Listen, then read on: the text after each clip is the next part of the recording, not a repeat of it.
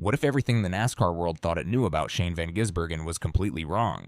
What if the driver everyone had written off as a road course specialist, a guy who could only deliver on tracks with left and right turns, was quietly becoming something far more dangerous on ovals?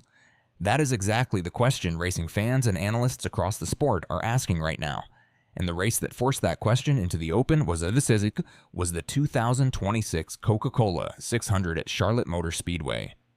The final result sheet shows an 11th place finish, but anyone who watched that race from the first lap to the last knows that number tells almost none of the actual story. Today, we are going to break down why that performance at Charlotte matters far beyond the box score, why the critics are running out of arguments, and why Shane Van Gisbergen may have just delivered the most important oval race of his NASCAR career.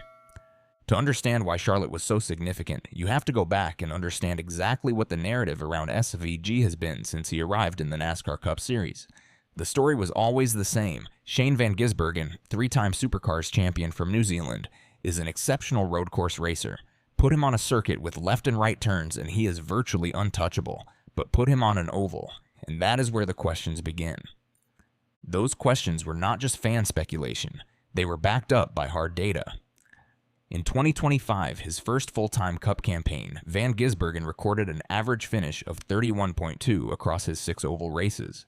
He finished 31st or worse in 4 consecutive oval events.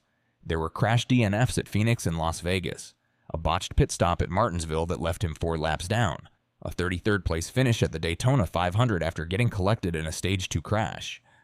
Race after race, the oval struggles were real and they were documented. As one race analyst wrote at the time, it was clear from the get-go that 2025 would be a learning year for Van Gisbergen on ovals, especially on ones that he had yet to tackle in the next-gen car.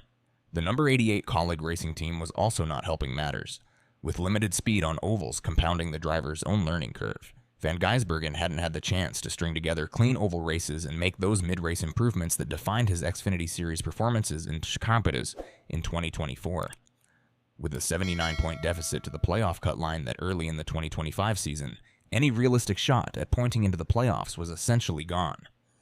The criticism that followed him felt, at least in part, legitimate. This was a driver who had grown up racing in a completely different motorsport discipline: dirty air management, long green flag tire conservation, racing door-to-door for hundreds of laps. These were not skills built overnight, and early in his NASCAR journey, that gap in experience showed consistently. Fast forward to Sunday night, May 25th, 2026, and the 67th running of the Coca-Cola 600 at Charlotte Motor Speedway. Qualifying had been rained out, which gifted Van Gisbergen a third-place starting position. But what happened after the green flag dropped had nothing to do with luck or a favorable grid spot. SVG did not fade at all. He remained inside the top 5 for a significant stretch of the race, and never really fell outside the top 10 for the majority of the night. At the end of Stage 1, he was 10th. At the end of Stage 2, he was 9th. At the end of Stage 3, he was 7th, collecting 5 bonus stage points along the way.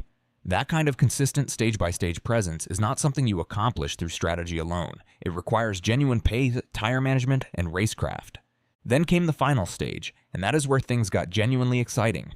Van Gisbergen made big moves to challenge for a position inside the top 5. His crew chief, Stephen Doran, made the bold call to keep him out on older tires as rain threatened the race. That decision put SVG in the lead, and he held it for 11 laps. 11 laps leading an oval race at Charlotte Motor Speedway.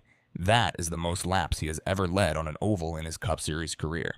Think about that for a moment. The driver everyone said could not race ovals was controlling the front of the field at one of NASCAR's crown jewel events.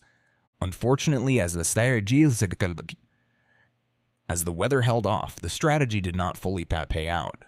A slow pit stop and a series of chaotic restarts shuffled him back through the field. His average running position for the entire race was 7.81, a number that reflects far better how competitive he actually was than the 11th place he ultimately crossed the finish line in. He was running 5th in the closing stages before the sequence of events worked against him. He battled directly with Christopher Bell and Ty Gibbs, 2 established Cup stars, and held his own in that company. Van Gisbergen himself captured the tension between the result and the performance perfectly in his post-race comments. "It's hard," he said. "I had an amazing day, but I'm pissed. We were a top 5 or 6 car, but we just didn't execute at the end. It was really cool to run up front all day. We were gifted a good starting position with qualifying getting canceled, It was a good call by Steven to stay out there. It was awesome to be able to lead some laps. There is one more layer to the Charlotte story that deserves specific attention. Van Gisbergen outpaced teammate Ross Chastain before Chastain's mid-race crash. That is not a trivial detail. Ross Chastain is the reigning Coca-Cola 600 champion. He won that race in 2025. To run ahead of the defending winner of the same event on the same oval, in the same equipment, that is a concrete data point that speaks directly to SVG's development as an oval racer. Charlotte did not happen in a vacuum. The signs of improvement had been building throughout the 2026 season, and the Coca-Cola 600 was simply the loudest statement yet. In February 2026, at Echo Park Speedway in Atlanta, Van Gisbergen produced what was at the time the best oval performance of his Cup Series career, a 6th place finish in the Auto Trader 400. The road to that result was far from clean. He went off through the front stretch grass twice during the event, once when Kyle Larson dove across his lane and spun, once because of his own mistake while fighting outside the top 10. And yet, despite those excursions, he charged back through the field both times and delivered a top 6 result. I felt confident here last time we were here too, so kind of built on that, Van Gisbergen said after Atlanta. And, yeah, felt comfortable making moves. Got too adventurous sometimes going 3 wide bottom, and then you get no help. But just more and more comfortable with these races the more I do them. Then at Daytona, before getting collected in a crash, SVG spent a significant portion of the event running near the front of the field. His comfort in the draft had improved dramatically compared to what many expected heading into the season. Each of these performances, Atlanta, Daytona, Charlotte, represents another data point on an upward curve. What makes this progression particularly meaningful is the team context. Trackhouse Racing as an organization has not consistently dominated on intermediate ovals in 2026. The speed has been inconsistent across all 3 of their Cup entries, yet Van Gisbergen continues to show improvement race by race. That strongly suggests the gains are coming from the driver himself, from learning, adapting, and becoming more comfortable with every oval lap he completes. While all of this oval development has been happening, Van Gisbergen has not sacrificed what made him extraordinary in the first place. His road course dominance remains at a completely different level from the rest of the Cup Series field. At Watkins Glen International earlier this 2026 season, he delivered arguably the most impressive individual race drive of his NASCAR career. Starting from the pole, SVG gave up the lead by pitting under green with 24 laps remaining, dropping back to 24th, nearly 30 seconds behind leader Ty Gibbs. He needed only 17 laps to retake the lead and went on to win by 7.288 seconds over Michael McDowell. In modern NASCAR, that margin borders on extraordinary. We have a race car driver that is at a level that I don't think this sport has ever seen before on these road courses, said Trackhouse Racing founder and co-owner Justin Marks. That win was his 7th career Cup victory, all on road or street courses, and extended his Cup record for wins by a driver born outside the United States. Dating back to Mexico City in June of last year, Van Gisbergen has now won 6 of the past 7 road and street course races in the Cup Series. He also came agonizingly close at Circuit of the Americas this season, finishing 2nd despite entering the weekend with concerns about overall speed. The road course floor has not dropped. It has stayed elite. And when you combine that elite road course performance with the documented oval improvement, the entire conversation about SVG's place in this sport changes. The specialist label was always reductive, and it was applied with a standard that was not being held consistently. NASCAR writer Kelly Crandall made this point directly, and it deserves to be heard clearly. Van Gisbergen is a driver doing exactly what he was hired to do. Justin Marks brought him to Trackhouse Racing because there are road and street courses on the Cup schedule, and having a driver who can win on those tracks is simply good business. He's been winning where he should win and learning where he needs to learn. That is what any rookie, regardless of age or experience from other series, does in their developmental period in a new form of motorsport. Van Gisbergen has not taken a playoff spot from anyone. He has earned every position he has. As Crandall pointed out, any driver, one might argue, deserves to be ahead of him had the same opportunity to win their way into the postseason. The rules are identical for everyone. Win and get in. He has won multiple times, and he has done it in impressive fashion. On social media, the sentiment shift is visible and measurable. Fans who were openly skeptical when Trackhouse brought SVG into NASCAR are now acknowledging the oval progress in real time. Even Ross Chastain, who knows better than almost anyone what it takes to perform at Charlotte, said he was not surprised by Van Gisbergen's showing in the Coca-Cola 600. That kind of validation from within the garage carries weight. There is a fundamental difference between a driver surviving oval racing and a driver competing in it. For much of SVG's NASCAR journey on ovals, the honest description was survival, getting through the race, avoiding incidents, accumulating laps. Charlotte showed something different. It showed a driver who was not hanging on.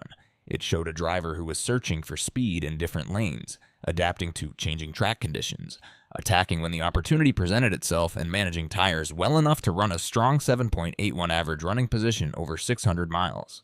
Johnny on the Track, a prominent NASCAR podcast, captured how significant the stakes are in this conversation. Their take, one oval win for SVG, and the Hall of Fame conversation begins. That framing might seem like a stretch right now, but it illustrates exactly what an oval victory would mean for how this sport processes his legacy. On Reddit's r/NASCAR, fan reaction after Charlotte told a clear story. One post noted, "Good to see SVG improving on ovals, not only finishing the race 11th, but getting top 10s and getting some stage points. I do reckon he's going to get a win on an oval after the performance he had this past weekend." The narrative is changing, not just among analysts, but among the fans who watch every lap. The Charlotte result also moved Van Gisbergen up 2 positions in the standings, taking him off the playoff bubble entirely and into a more comfortable position, in a championship format where every point matters. That kind of oval performance has direct playoff implications, not just symbolic ones. There are 12 oval races remaining on the 2026 regular season schedule. That is 12 more opportunities for Van Gisbergen to either validate Charlotte as a turning point or reveal it as an outlier. The question the NASCAR world is now genuinely asking is whether he can replicate that level of oval competitiveness consistently, race after race, on different track configurations. If the answer to that question turns out to be yes, if the Charlotte performance represents a new baseline rather than a career best peak, then the ceiling discussion around Shane Van Gisbergen changes completely.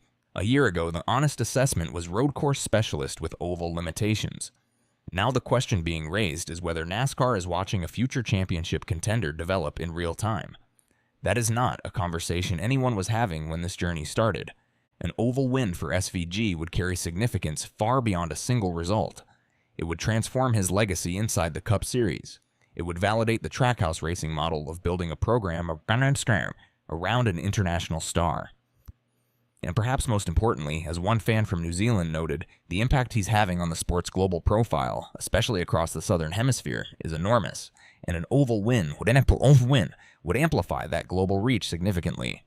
Van Gisbergen himself has been clear about his own ambitions. "I really want to earn my way in this year, and that's what you have to do," he said after his Watkins Glen victory. "I know that we need to get a lot better as a team, and I still need to improve a lot as a driver." That level of self-awareness, from a driver who has already won 7 Cup races, is exactly what suggests the improvement will continue. Charlotte may ultimately be remembered as the night the NASCAR world looked at Shane Van Gisbergen on a demanding intermediate oval and saw, for the first time clearly, a complete NASCAR driver beginning to emerge.